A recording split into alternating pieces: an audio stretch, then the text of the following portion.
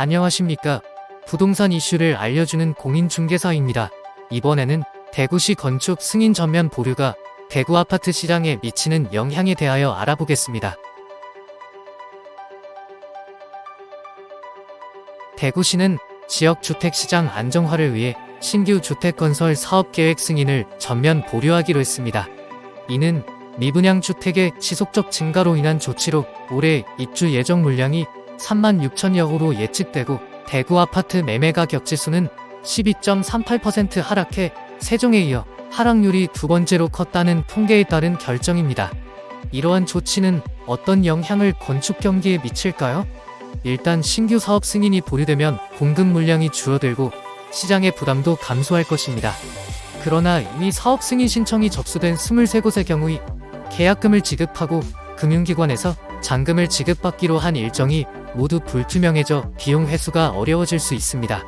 특히 재개발 재건축 사업은 분양 시기가 3에서 4년 후라서의 사업 승인 단계에서 제동을 거는 것은 합리적이지 않다는 업계의 반발도 있습니다. 따라서 대구시의 조치는 단기적으로는 공급과 수요의 균형을 맞추고 시장 안정화를 도모하는 효과가 있겠지만 장기적으로는 사업자와 소비자의 권익 침해와 경제 활성화 방해라는 부작용도 초래할 수 있습니다. 그렇기 때문에 대구시는 중앙정부와 협력하여 다양한 정책 방안을 마련하고 현재 진행 중인 사업과 재개발, 재건축 사업 등에 대해서는 차등적으로 적용하거나 유예하는 등 융통성 있는 대응이 필요할 것입니다. 하지만 이것이 장기적인 해결책은 아닙니다.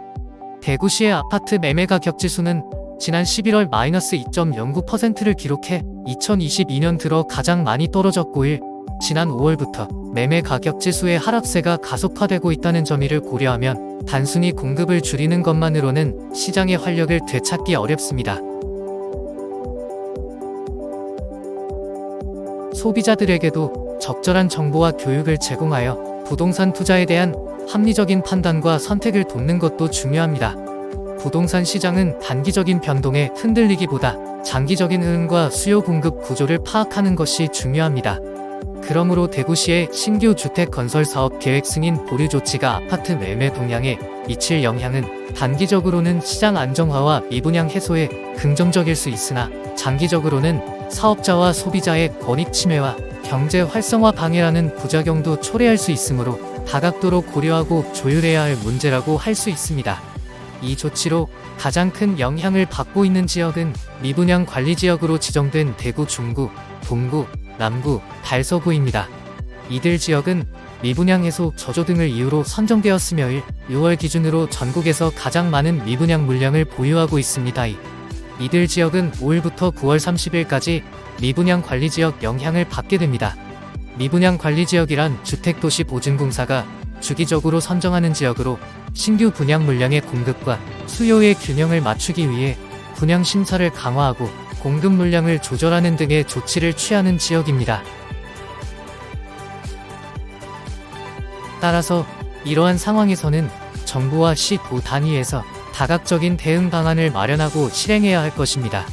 예를 들어 정부는 수도권과 다른 지방의 부동산 시장 상황을 면밀히 파악하고 핀셋식 주택 정책을 펼쳐야 하며 시, 도 단위에서는 중앙정부와 협력하여 다양한 정책 방안을 마련하고 현재 진행 중인 사업과 재개발, 재건축 사업 등에 대해서는 차등적으로 적용하거나 유예하는 등 융통성 있는 대응이 필요할 것입니다. 또한 소비자들에게도 적절한 정보와 교육을 제공하여 부동산 투자에 대한 합리적인 판단과 선택을 돕는 것도 중요합니다. 부동산 시장은 단기적인 변동에 흔들리기보다 장기적인 흐름과 수요 공급 구조를 파악하는 것이 중요합니다.